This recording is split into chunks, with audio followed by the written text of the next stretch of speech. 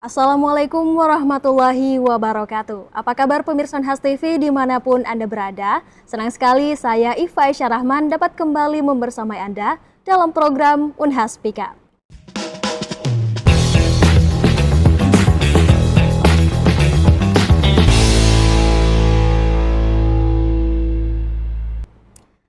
Pemirsa Universitas Hasanuddin selalu menjadi garda terdepan dalam melahirkan inovasi-inovasi terkemuka dalam berbagai bidang, tak terkecuali bidang pertahanan dan keamanan negara. Dari Fakultas Teknik Universitas Hasanuddin telah lahir sebuah inovasi rompi anti peluru berbahan baku karbon fiber reinforced polymer yang kuat dan ringan. Nah, di episode kali ini saya sudah bersama dengan dua tokoh utama yang ada di balik inovasi yang luar biasa ini. Yang pertama ada Bapak Dr. Muhammad Syahid STMT. Assalamualaikum Pak. Waalaikumsalam. Gimana kabarnya hari ini Pak? Alhamdulillah baik. Alhamdulillah. Jadi beliau ini merupakan dosen sekaligus juga Ketua Departemen Teknik Mesin ya Pak dari Fakultas Teknik Universitas Hasanuddin dan merupakan inventor dalam inovasi ini. Nah yang kedua ada Bapak Rudi STMT. Assalamualaikum Pak. Waalaikumsalam. Gimana kabarnya hari ini Pak Rudi? Alhamdulillah baik. Alhamdulillah. Jadi kedua narasumber kita alhamdulillah baik pada hari ini. Nah Pak Rudi ini merupakan juga dosen di Departemen Teknik Mesin Fakultas Teknik Universitas Hasanuddin dan merupakan inovator dalam produk atau inovasi rompi anti peluru ini. Nah mungkin sebelum jauh kita membahas tentang inovasi ini Pak, mungkin ke Bapak Syahid dulu nih. Sebenarnya apa sih Pak yang melatar belakangi kemudian muncul ide untuk membuat rompi anti peluru yang tentunya berbeda dengan rompi anti peluru yang ada sebelumnya? Ya, jadi di ilmu material itu memang kita selalu mencari inovasi atau desain material yang kuat dan ringan.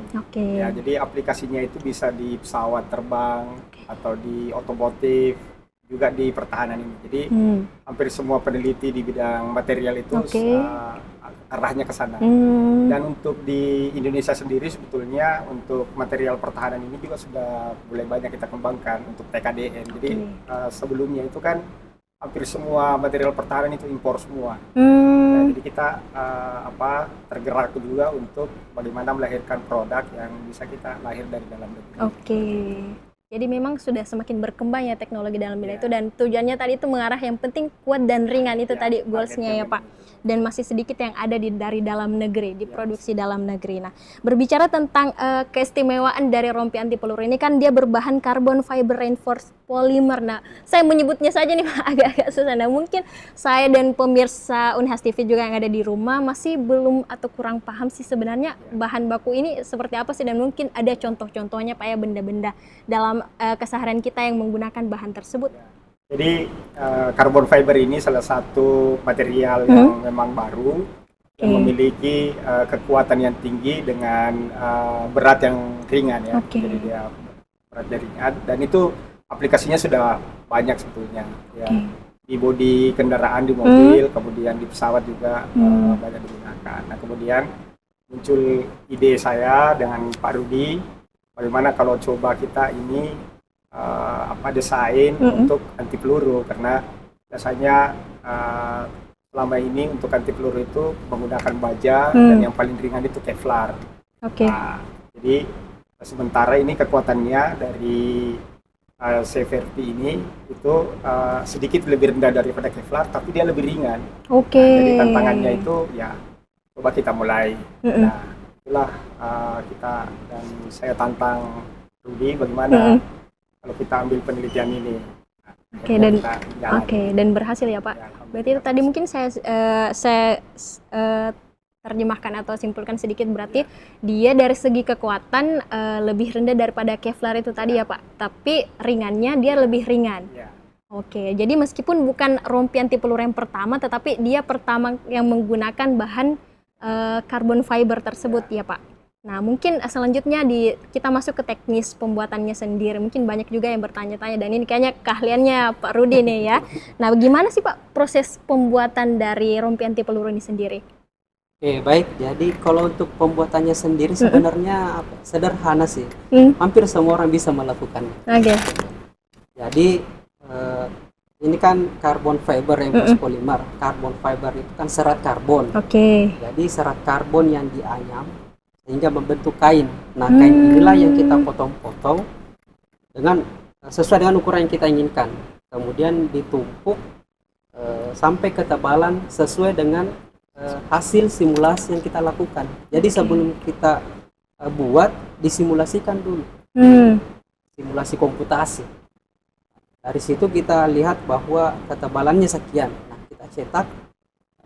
Kemudian kita menggunakan cetakannya itu vakum namanya. Vakum. Ya, jadi setelah dicetak kita vakum untuk memaksimalkan lem atau resin yang ada pada di CFR ini. Oke, jadi bahan bakunya dari dibuat berbentuk kain dulu seperti itu ya, Kak? Bahan baku utamanya apa sih, Kak? Fiber. Carbon fiber. Carbon fiber mat namanya.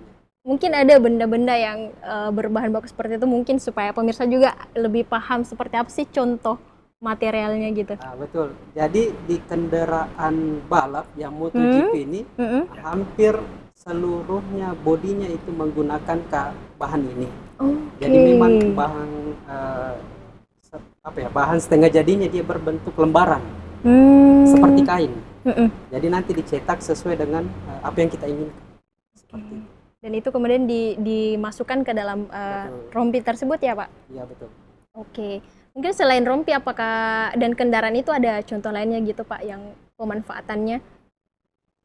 Untuk di bidang modifikasi, terutama tren ini ya, di anak mobil biasanya. Oke. Yang itu kan biasanya yang otomotif.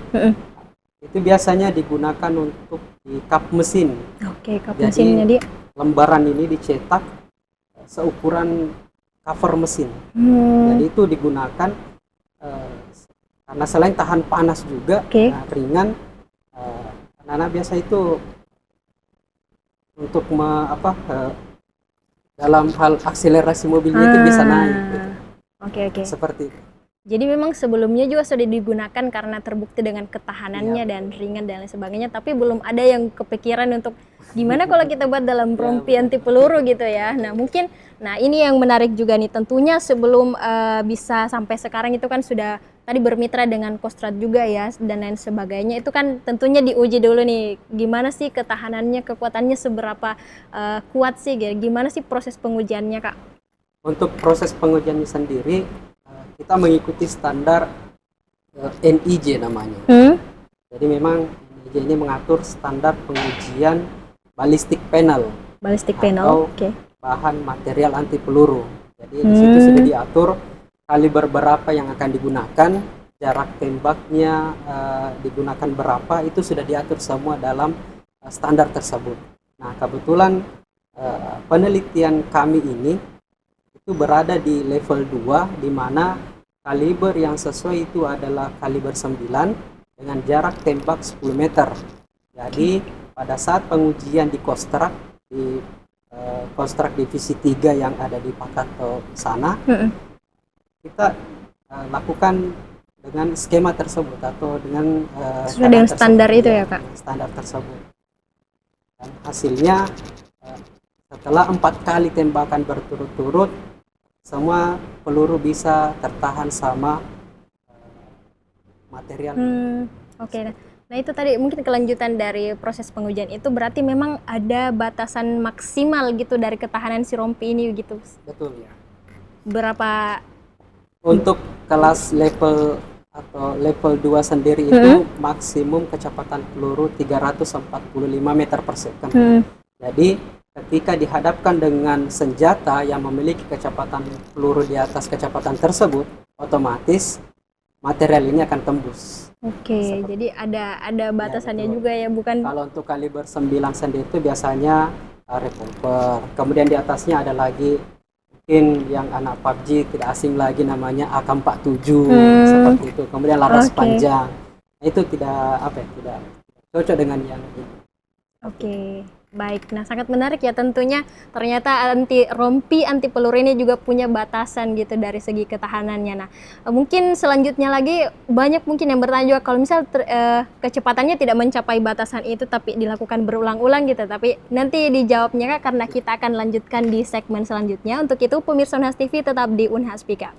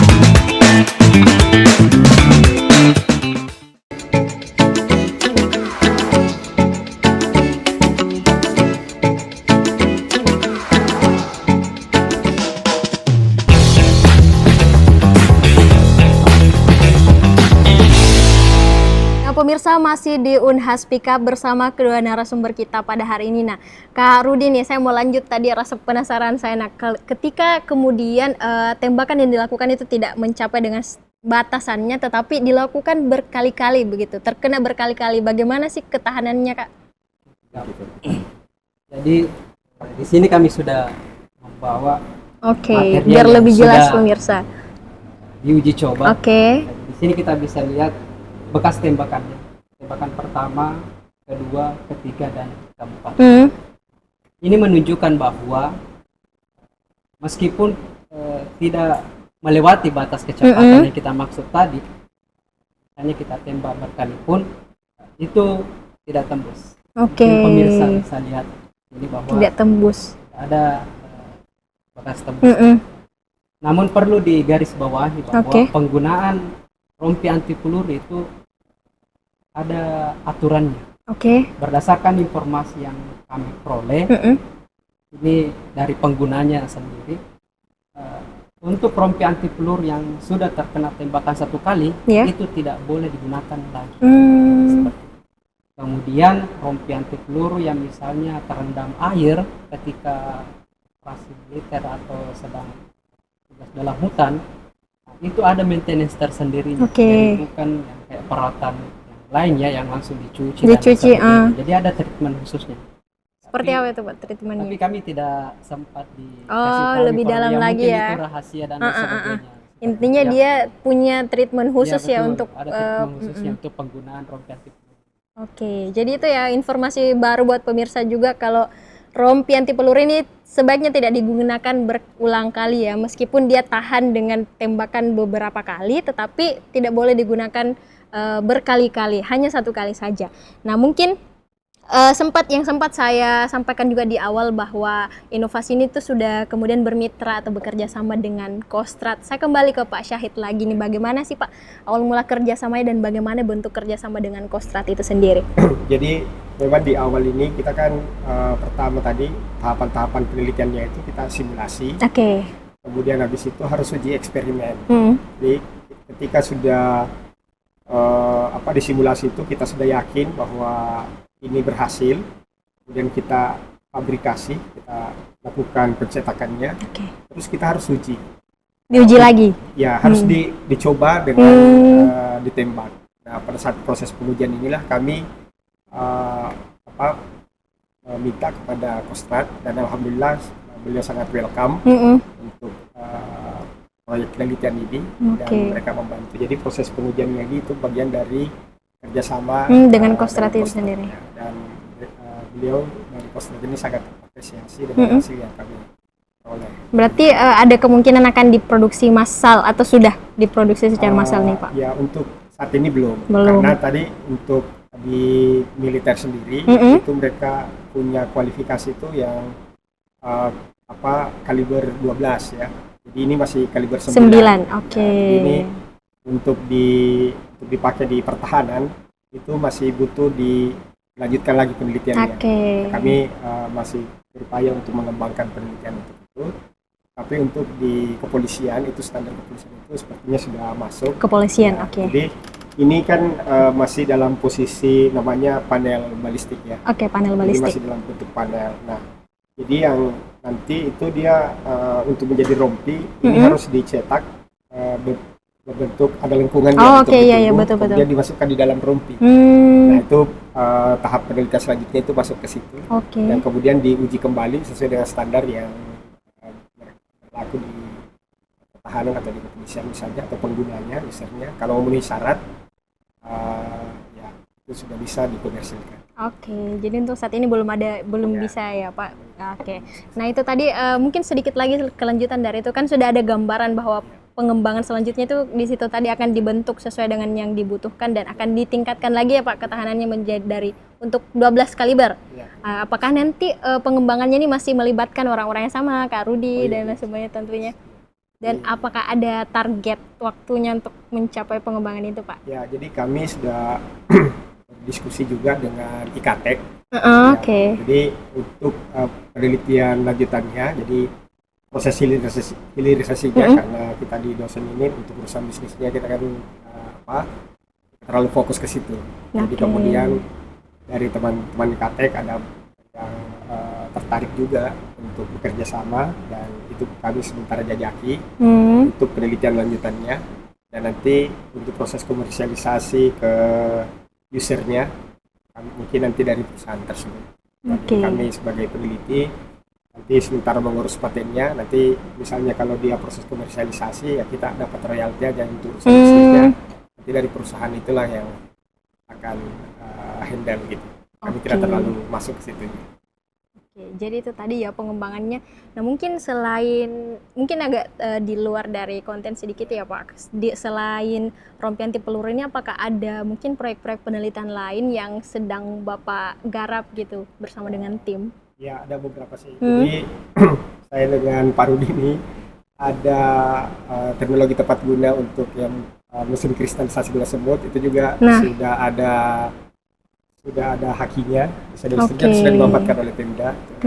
Kemudian ada penelitian saya dengan kedokteran gigi untuk gigi palsu untuk bahan ini. Jadi semua yang material-material itu kami. Kemudian ada penelitian untuk material otomotif ya dari aluminium. Jadi mahasiswa saya banyak menciptakan material-material ringan.